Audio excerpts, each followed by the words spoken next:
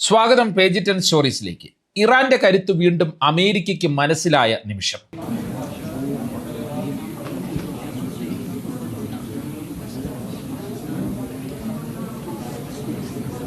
JD വാൻസിനെ mind പോലും ചെയ്യാതെ Abbas Araghchi ചർച്ചാമുറിയിൽ നിന്ന് ഇറങ്ങിപ്പോയി. പാക് പ്രധാനമന്ത്രിയോട് രണ്ട് കാര്യങ്ങൾ കർശനമായി പറഞ്ഞിട്ടാണ് അരാക്ചി നാടകീയമായി മുറിവിട്ടു പോയത്. അപ്പോഴെല്ലാം ദൂരെ വാൻസ് നോക്കി നിൽപ്പുണ്ടായിരുന്നു. ഇറാൻ നേതാക്കൾക്ക് മാത്രം കഴിയുന്ന നീക്കമായിരുന്നു ആ ഇറങ്ങിപ്പോക്ക് എന്ന് തന്നെ പറയാം. അരാക്ചി പറഞ്ഞത് കേട്ട് ടെൻഷൻ അടിച്ചു നിൽക്കുന്ന പാക് പ്രധാനമന്ത്രിയുടെ ദൃശ്യം ഇപ്പോൾ വൈറലാണ്. എന്തായിരുന്നു അരാക്ചി പറഞ്ഞ ആ രണ്ട് നിർണായക കാര്യങ്ങൾ? അതിലേക്ക് എത്താം. അതിനു മുമ്പ് മറ്റൊരു ദൃശ്യം കൂടി കാണാം. ഖത്തർ പ്രധാനമന്ത്രിയും JD വാൻസിനെ അവഗണിച്ച് പാക് പ്രധാനമന്ത്രിയെ മാത്രം ആശ്ലേഷിക്കുന്ന ദൃശ്യമാണിത്. ഇതും ഒരു മനഃപൂർവമായ നയതന്ത്ര നീക്കമായിരുന്നു എന്നാണ് അന്താരാഷ്ട്ര വിദഗ്ധരെല്ലാം വിലയിരുത്തുന്നത്. അമേരിക്കൻ നയങ്ങളോടുള്ള, പ്രത്യേകിച്ച് ട്രംപിന്റെ ഭീഷണികളോടുള്ള എതിർപ്പാണ് ഖത്തർ പ്രധാനമന്ത്രി കാണിച്ചത് എന്നാണ് സൂചന. ഈ രണ്ട് നാടകീയ ദൃശ്യങ്ങൾക്ക് ശേഷവും ഇറാനും അമേരിക്കയും തമ്മിൽ നേരിട്ടുള്ള നയതന്ത്ര ചർച്ചകൾ നടന്നു എന്നതാണ് ശ്രദ്ധേയം. പക്ഷേ ചർച്ച പകുതി വഴിയായപ്പോൾ നിർത്തിവെച്ചു. പിന്നീട് ഇറാൻ അമേരിക്കയുമായുള്ള നേരിട്ടുള്ള ചർച്ചകൾ ഒഴിവാക്കുകയും ചെയ്തു. പരോക്ഷ ചർച്ചകളാണ് നടത്തിയത്. ആ ചർച്ചകളിലൂടെയാണ് വളരെ നിർണായകമായ തീരുമാനങ്ങളിലേക്കും ധാരണകളിലേക്കും കാര്യങ്ങൾ എത്തിയത്. ട്രംപിന്റെ രണ്ട് ഭീഷണികളാണ് ഇറാനെ കാര്യമായി പ്രകോപിപ്പിച്ചത്. ഇതോടെയാണ് ഇറാൻ കടുപ്പിച്ചതും ഇറങ്ങിപ്പോയതും ചർച്ച നിർത്തിവെച്ചതും. ഇങ്ങനെ നിരവധിയായ നാടകീയ രംഗങ്ങളാണ് സ്വിറ്റ്സർലൻഡിൽ ഖത്തറിന്റെ ഉടമസ്ഥതയിലുള്ള ബർഗൻസ്റ്റോക്ക് മലയോര റിസോർട്ടിൽ അരങ്ങേറിയത് എന്ന് തന്നെ പറയാം. പിന്നീട് ട്രംപിന് കടുത്ത ഭാഷയിൽ അബ്ബാസ് അരാക്ചിയും മുഹമ്മദ് ബാക്കർ കാലിബാഫും മറുപടി നൽകുകയും ചെയ്തു. അതായത് അമേരിക്കയുടെ വിരട്ടൽ നയതന്ത്രത്തിന് തങ്ങളെ കിട്ടില്ല എന്ന ശക്തമായ സന്ദേശം തന്നെയാണ് ഇറാൻ ലേക്ക് ലൂസൻ ഉച്ചകോടിയിലൂടെ നൽകിയത്. നയതന്ത്ര ചർച്ചകളിലെ ഇറാന്റെ കരുത്ത് പ്രകടിപ്പിക്കൽ അടക്കം സ്വിറ്റ്സർലൻഡ് ഉച്ചകോടിയിൽ നടന്ന കാര്യങ്ങൾ നമുക്ക് വിശദമായി പരിശോധിക്കാം. അതിൽ ഒളിഞ്ഞിരിക്കുന്ന നയതന്ത്രപരമായ സൂക്ഷ്മ നീക്കങ്ങളെ നോക്കിക്കാണുകയും ചെയ്യാം. ആദ്യം ട്രംപിന് ഇറാൻ നേതാക്കൾ കൊടുത്ത മറുപടിയിൽ നിന്ന് തുടങ്ങാം. അതിനുശേഷം ബർഗൻസ്റ്റോക്കിലെ നാടകീയ രംഗങ്ങളിലേക്ക് നമുക്ക് പോകാം. ചർച്ചകൾ പൂർത്തിയാക്കി ടെഹ്റാനിലേക്ക് മടങ്ങുന്നതിന് മുമ്പാണ് മുഹമ്മദ് ബാക്കർ കാലിബാഫും അബ്ബാസ് അരാക്ചിയും മാധ്യമങ്ങളെയും നയതന്ത്ര പ്രതിനിധികളെയും കണ്ടത്, ട്രംപിന് മറുപടി കൊടുത്തത്. കടുത്ത ഭാഷയിലും അതേസമയം നയതന്ത്രപരമായ ആത്മവിശ്വാസത്തോടെയുമാണ് ഇരുവരും ട്രംപിനെതിരെ പ്രതികരിച്ചത്. അമേരിക്കയുടെ മുൻകാല ചരിത്രത്തെയും ട്രംപിന്റെ വിരട്ടലുകളെയും കടുത്ത ഭാഷയിൽ വിമർശിച്ചുകൊണ്ടാണ് കാലിബാഫ് സംസാരിച്ചത്. ഇറാനിലെ ജനങ്ങളുടെ അവകാശങ്ങളും താല്പര്യങ്ങളും പൂർണ്ണമായും സംരക്ഷിക്കപ്പെടുമെന്ന് ഉറപ്പുകിട്ടാതെ അമേരിക്കയുമായി യാതൊരുവിധ അന്തിമ കരാറിലും ഞങ്ങൾ ഒപ്പുവെക്കില്ല, അദ്ദേഹം പറഞ്ഞു. അമേരിക്കയോട് ഞങ്ങൾക്ക് വലിയ ചരിത്രപരമായ അവിശ്വാസമുണ്ട്. അവർ മുൻപും തങ്ങളെ ചതിച്ചിട്ടുള്ളതാണ്. അതുകൊണ്ട് വിരട്ടലിനോ ഭീഷണിക്കോ മുന്നിൽ വീഴാൻ ഇറാനെ കിട്ടില്ല. ഉച്ചകോടിയിൽ ഉണ്ടായിരിക്കുന്ന താൽക്കാലിക ധാരണകൾ ഇറാന്റെ ശക്തമായ പ്രതിരോധ നയത്തിന് ലഭിച്ച വലിയൊരു വിജയമാണെന്നും കാലിബാഫ് കൂട്ടിച്ചേർത്തു. ഇനി അബ്ബാസ് അരാക്ചി പറഞ്ഞ കാര്യങ്ങൾ നോക്കിയാൽ അമേരിക്കയ്ക്ക് മുന്നിൽ ഒരേ ഒരു ചോയ്സ് മാത്രമേ ഉള്ളൂ. ഒന്നുകിൽ പൂർണ്ണമായ വെടിനിർത്തൽ, അല്ലെങ്കിൽ യുദ്ധം. ലോകം മുഴുവൻ ഈ ചർച്ചകൾ വീക്ഷിക്കുകയാണ് എന്നാണ് അബ്ബാസ് അരാക്ചി പറഞ്ഞത്. ലബനനിലെ സംഘർഷങ്ങൾ പൂർണ്ണമായി അവസാനിപ്പിക്കുക എന്നത് താൽക്കാലിക ധാരണയുടെ ഏറ്റവും പ്രധാനപ്പെട്ട ഭാഗമാണ്. ഇസ്രയേൽ വ്യവസ്ഥകൾ ലംഘിച്ചാൽ ഇറാൻ ശക്തമായി തിരിച്ചടിക്കും. ഇറാന്റെ എണ്ണ, പെട്രോകെമിക്കൽ കയറ്റുമതിക്ക് മേലുള്ള നിരോധനം നീക്കാനും വിവിധ വിദേശ ബാങ്കുകളിൽ മരവിപ്പിച്ച് നിർത്തിയിരിക്കുന്ന ഫണ്ടുകൾ റിലീസ് ചെയ്യാനും അമേരിക്കയെ കൊണ്ട് സമ്മതിപ്പിക്കാൻ കഴിഞ്ഞതായി അരാക്ചി ഔദ്യോഗികമായി ഈ സമയത്ത് പ്രഖ്യാപിക്കുകയും ചെയ്തു.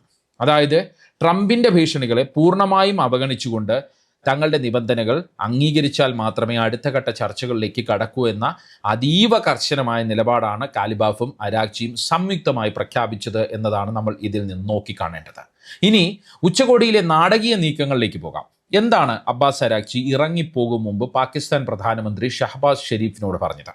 രണ്ട് കാര്യങ്ങളാണ്. ഒന്ന്, ഫോക്സ് ന്യൂസിനോട് ട്രംപ് പറഞ്ഞ ഭീഷണിയെക്കുറിച്ച്. ഫോക്സ് ന്യൂസിന് നൽകിയ 20 മിനിറ്റ് നീണ്ട ഫോൺ അഭിമുഖത്തിലാണ് ട്രംപ് അതീവ ഗുരുതരവും നയതന്ത്ര വിരുദ്ധവുമായ ഭാഷയിൽ ഇറാനെതിരെ ഭീഷണി മുഴക്കിയത്. നിങ്ങൾ ആ കടലിടുക്ക് അടച്ചാൽ പിന്നെ നിങ്ങൾക്ക് ഒരു രാജ്യം തന്നെ ബാക്കി ഉണ്ടാകില്ല എന്നാണ് ട്രംപിന്റെ പ്രധാനപ്പെട്ട ഭീഷണി. ഒപ്പം സ്വിറ്റ്സർലൻഡിൽ ചർച്ചയ്ക്ക് വന്നിരിക്കുന്ന കാലിബാഫിനെയും അരാക്ചിയെയും ഇറാനിലേക്ക് തിരികെ പോകാൻ അനുവദിക്കില്ല എന്നുള്ള തരത്തിൽ അപകീർത്തികരമായ പരാമർശവും ട്രംപ് നടത്തി. ഇക്കാര്യമാണ് അബ്ബാസ് അരാക്ചി പാകിസ്ഥാൻ പ്രധാനമന്ത്രിയോട് ചൂണ്ടിക്കാണിച്ച ഒന്നാമത്തെ കാര്യം. രണ്ടാമത്തെ കാര്യം, ചർച്ചാ മുറിയിലെ അന്താരാഷ്ട്ര മാധ്യമങ്ങളുടെ സാന്നിധ്യത്തെക്കുറിച്ചാണ് അദ്ദേഹം പറഞ്ഞത്. ചർച്ചാ ഹാളിൽ വലിയ രീതിയിൽ അന്താരാഷ്ട്ര മാധ്യമങ്ങൾ തടിച്ചുകൂടിയത് അമേരിക്കയുടെ മീഡിയ ഷോ ആണെന്നാണ് അരാക്ചി സൂചിപ്പിച്ചത്. മാധ്യമപ്രവർത്തകർ മുറിയിൽ നിന്ന് പുറത്തു പോകാതെ ചർച്ചയിൽ പങ്കെടുക്കില്ല എന്ന് പറഞ്ഞിട്ടാണ് അരാക്ചി നാടകീയമായി മുറി വിട്ടുപോയത്. അതായത് അന്തിമ കരാർ പൂർത്തിയാകുന്നതുവരെ അമേരിക്കൻ നേതാക്കളുമായി ഒരു ഫോട്ടോയിൽ പോലും വരാൻ ഇറാൻ നേതാക്കൾ ആഗ്രഹിക്കുന്നില്ല. അത്ര കർശനമായ നയതന്ത്ര നിലപാടുമായാണ് ഇറാൻ ചർച്ചയ്ക്ക് എത്തിയത് എന്ന് സാരം. ചർച്ചകൾ ആരംഭിക്കുന്നതിന് തൊട്ടു മുമ്പ് അമേരിക്കൻ സംഘത്തോടൊപ്പം സംയുക്ത ഗ്രൂപ്പ് ഫോട്ടോ എടുക്കാനും ഹസ്തദാനം നൽകാനും JD വാൻസും സംഘാടകരും ഇറാനുമായി പദ്ധതിയിട്ടിരുന്നു. അതായത് ഇറാനെ കൊണ്ട് അങ്ങനെ ചെയ്യിപ്പിക്കാൻ അവർ പദ്ധതിയിട്ടിരുന്നു. അതാണ് ഇറാൻ പൊട്ടിച്ച് കയ്യിൽ കൊടുത്തത്. പിന്നീട് മാധ്യമപ്രവർത്തകരെ മുഴുവൻ ചർച്ചാ ഹാളിൽ നിന്ന് പുറത്താക്കിയ ശേഷമാണ് ഇറാൻ നേതാക്കൾ അമേരിക്കൻ നേതാക്കളുമായി ചർച്ചയ്ക്ക് ഇരുന്നത്. അബ്ബാസ് അരാക്ചിയും മുഹമ്മദ് ബാക്കർ കാലിബാഫും നേരിട്ടുള്ള ചർച്ചകളാണ് വാൻസും വിറ്റ്കോഫും കുഷ്ണറുമായി ആദ്യഘട്ടത്തിൽ നടത്തിയത്. ഇരു സംഘങ്ങളും ഒരു മേശയ്ക്ക് ഇരുവശത്തുമായി ഇരുന്ന് നേരിട്ടാണ് 80 മിനിറ്റോളം സംസാരിച്ചത്. പാകിസ്ഥാൻ പ്രധാനമന്ത്രി ഷഹബാസ് ഷെരീഫും ഖത്തർ പ്രധാനമന്ത്രി ഷെയ്ഖ് മുഹമ്മദ് ബിൻ അബ്ദുൾ റഹ്മാൻ അൽത്താനിയും മധ്യസ്ഥരായി ഈ മുറിയിലുണ്ടായിരുന്നു. ഇരുവിഭാഗങ്ങളും തമ്മിൽ, അതായത് ഇറാനും അമേരിക്കയും തമ്മിൽ തർക്കങ്ങൾ ഉണ്ടായപ്പോഴെല്ലാം ഈ മധ്യസ്ഥ രാജ്യങ്ങൾ ഇടപെട്ട് പരിഹരിച്ച് മുന്നോട്ട് കൊണ്ടുപോയി. ഈ 80 മിനിറ്റ് ലെബനൻ വിഷയമാണ് ഇരു രാജ്യങ്ങളും ചർച്ച ചെയ്തത്. ഇരു സംഘങ്ങളും ആഭ്യന്തര ചർച്ചകൾക്കായി, അതായത് ഈ തങ്ങൾക്കൊപ്പം വന്ന പ്രതിനിധികളുമായി ചർച്ചകൾക്കായി പിരിയാനിരിക്കുമ്പോഴാണ് വീണ്ടും ട്രംപിൻ്റെ ഭീഷണി വന്നത്. അതായത് ചർച്ച തുടങ്ങുന്നതിന് മുമ്പ് ട്രംപ് ഫോക്സ് ന്യൂസിനോട് ഫോൺ സംഭാഷണത്തിൽ കുറച്ച് ഭീഷണി മുഴക്കിയിരുന്നു. അതിനുശേഷം ചർച്ച നടന്നുകൊണ്ടിരിക്കുമ്പോൾ ട്രംപ് വീണ്ടും ഭീഷണി മുഴക്കി. ഇറാനെ ബോംബിട്ട് തകർക്കും എന്നുള്ള തരത്തിലാണ് ട്രംപ് ട്രൂത്ത് സോഷ്യലിലൂടെ പ്രതികരിച്ചത്. ഇതോടെ അമേരിക്ക ഭീഷണിയുടെ ഭാഷ ഉപയോഗിക്കുന്നിടത്തോളം ഇനി നേരിട്ടുള്ള ചർച്ചകൾക്കില്ല എന്ന് ഇറാൻ പ്രതിനിധികൾ പ്രഖ്യാപിക്കുകയായിരുന്നു. മാത്രമല്ല ചർച്ചാ ഹാൾ വിട്ട് ഇറാൻ പ്രതിനിധികൾ പുറത്തു പോവുകയും ചെയ്തു. ഈ ഘട്ടത്തിൽ മധ്യസ്ഥരായ ഖത്തറും പാകിസ്ഥാനും അടിയന്തരമായി ഇടപെട്ടു. ഇറാൻ പ്രതിനിധികളെ ഖത്തർ പ്രധാനമന്ത്രിയും പാക് പ്രധാനമന്ത്രിയും വെവ്വേറെ കണ്ട് സംസാരിച്ചു. ട്രംപിൻ്റെ സോഷ്യൽ മീഡിയ പ്രസ്താവനകളെ നയതന്ത്ര ചർച്ചകളിൽ നിന്ന് മാറ്റി നിർത്താനാണ് ഇരു നേതാക്കളും ഇറാനോട് അഭ്യർത്ഥിച്ചത്. മാത്രമല്ല JD വാൻസിൻ്റെ സംഘവുമായും മധ്യസ്ഥർ പ്രത്യേകം കൂടിക്കാഴ്ച നടത്തി. ഒപ്പം ട്രംപുമായും ഇരു നേതാക്കളും, അതായത് പാകിസ്ഥാൻ പ്രധാനമന്ത്രിയും ഖത്തർ പ്രധാനമന്ത്രിയും ഫോണിൽ സംസാരിച്ചു എന്നാണ് റിപ്പോർട്ട്.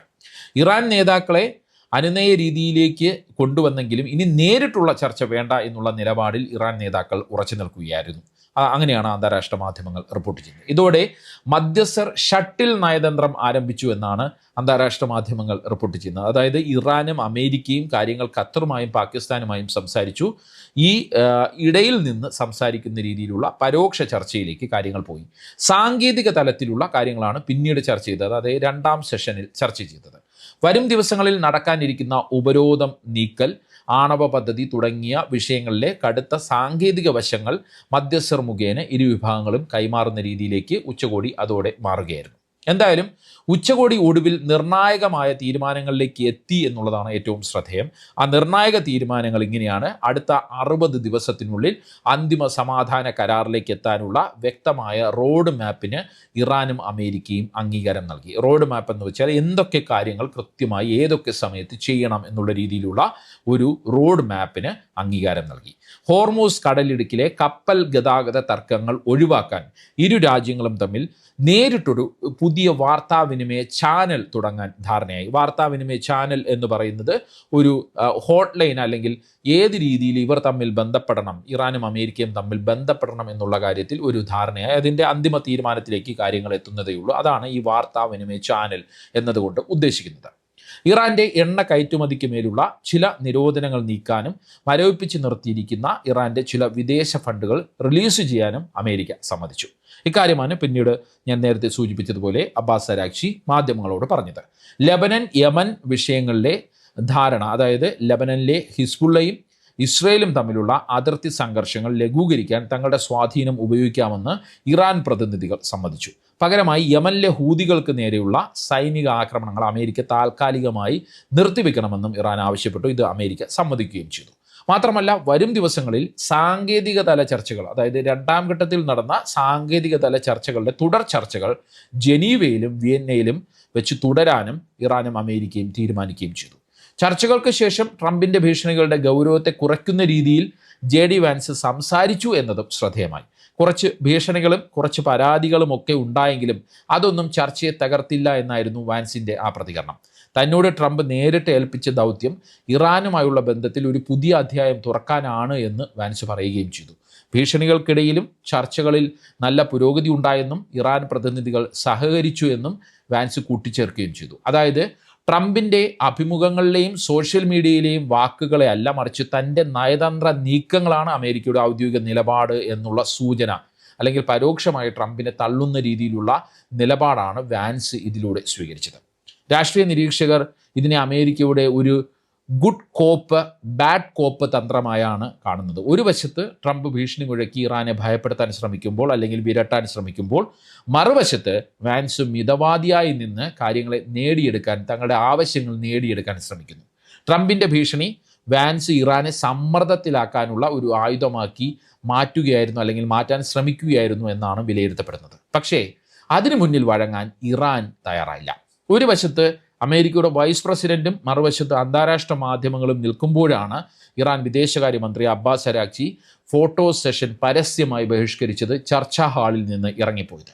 ട്രംപിൻ്റെ ഭീഷണിയെ ഭയപ്പെടുന്നില്ല എന്നും ആത്മവിശ്വാസത്തോടെയും തുല്യശക്തിയായി മാത്രമേ ചർച്ചയ്ക്കുള്ളൂ എന്നുമുള്ള കടുത്ത സന്ദേശം, കർശനമായ നിലപാട്, അതാണ് ഇറാൻ അതിലൂടെ നൽകിയത്.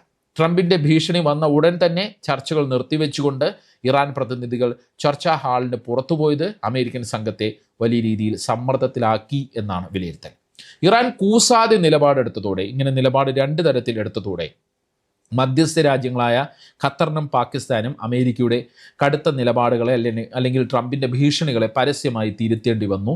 ഖത്തർ പ്രധാനമന്ത്രി വാൻസിനെ അവഗണിച്ചതും ഇതിൻ്റെ ഒരു ഭാഗമായിരുന്നു എന്നാണ് നിഗമനം. അതായത് ആദ്യം ട്രംപ് ഫോക്സ് ന്യൂസിനോട് ഫോൺ സംഭാഷണം നടത്തി ഭീഷണികൾ മുഴക്കിയതിനു ശേഷമാണ് ഈ ഉച്ചകോടി തുടങ്ങിയത്. അപ്പോൾ ഈ ഖത്തർ പ്രധാനമന്ത്രി വാൻസിനെ അവഗണിച്ചത് ട്രംപിൻ്റെ ഈ ഒരു ഭീഷണിയുടെ പശ്ചാത്തലത്തിലായിരുന്നു എന്നാണ് നിഗമനം. അമേരിക്കയുടെ ഏകപക്ഷീയമായ വിരട്ടലുകൾ സമാധാന ചർച്ചകൾക്ക് നല്ലതല്ല എന്നുള്ള നിലപാടിലേക്ക് മധ്യസ്ഥരെ എത്തിക്കാനും ഇറാൻ്റെ കടുത്ത നയതന്ത്ര നീക്കങ്ങളിലൂടെ കഴിഞ്ഞു എന്ന് തന്നെ പറയാം. അതുകൊണ്ട് തന്നെ സ്വിറ്റ്സർലൻഡ് ചർച്ച ഇറാൻ നിലപാട് കൊണ്ടും നീക്കങ്ങൾ കൊണ്ടും സ്വന്തം പേരിലാക്കി മാറ്റി എന്നാണ് അന്താരാഷ്ട്ര വിദഗ്ധരെല്ലാം ഒരേ സ്വരത്തിൽ പറയുന്നത്. ഇറാൻ ആ ചർച്ച തൂക്കി എന്ന് നമുക്ക് വേണമെങ്കിൽ പറയാം. മറുഭാഗത്ത് വാൻസിൻ്റെ നേതൃത്വത്തിലുള്ള സംഘത്തിന് ട്രംപിൻ്റെ കടുത്ത ഭീഷണികൾക്കിടയിലും നിർണായക തീരുമാനങ്ങളിലേക്ക് ഇറാനെ എത്തിക്കാനും കഴിഞ്ഞു എന്നത് ശ്രദ്ധേയമായ കാര്യമാണ്. ഖത്തറിൻ്റെയും പാകിസ്ഥാൻ്റെയും മധ്യസ്ഥ നീക്കങ്ങൾക്കും പ്രശംസ കിട്ടുകയാണ്. തുടർ ചർച്ചകളും ആശാവഹമായ പുരോഗതി ഉണ്ടാക്കട്ടെ എന്ന് നമുക്ക് പ്രത്യാശിക്കാം. പേജ് 10 സ്റ്റോറീസ് വീഡിയോകളെക്കുറിച്ചുള്ള നിങ്ങളുടെ അഭിപ്രായം കമൻറ്റ് ചെയ്യുക. മറ്റൊരു വീഡിയോയുമായി വീണ്ടും കാണാം. നന്ദി, നമസ്കാരം.